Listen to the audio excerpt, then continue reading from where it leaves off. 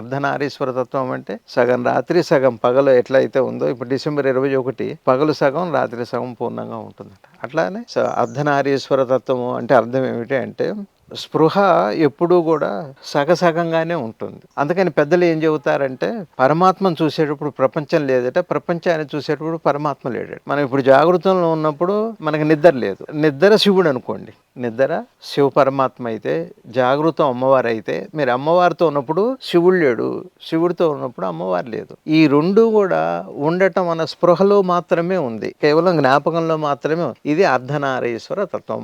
అది సగం ఇది సగమే కాదు. అర్ధనారీశ్వర తత్వము అంటే ఇంకోటి చెబుతా తేలిగ్గా మీకు అర్థం అవటం. ఈ కన్ను వల్ల చూస్తున్నాం కదా, ఈ కన్ను దృక్కు శివుడు అనుకోండి, ఈ రెప్ప అమ్మవారు అనుకోండి, అంతే. అర్ధనారీశ్వర తత్వము. ప్రతి దానికి జ్ఞానేంద్రియము బాహ్యేంద్రియము. జ్ఞానేంద్రియం అంతా శివుడు, బాహ్యేంద్రియం అంతా అమ్మవారు. అర్ధనారీశ్వర తత్వము. ఇది లేని అది లేదు, అది లేకుండా ఇది లేదు. ఇది ఉన్నా అది ఉండాలి. మళ్ళీ జ్ఞానేంద్రియం ఉంటేనే, కర్మేంద్రియం కాదు. కర్మేంద్రియమేమో అమ్మవారు, జ్ఞానేంద్రియము పరమాత్మ.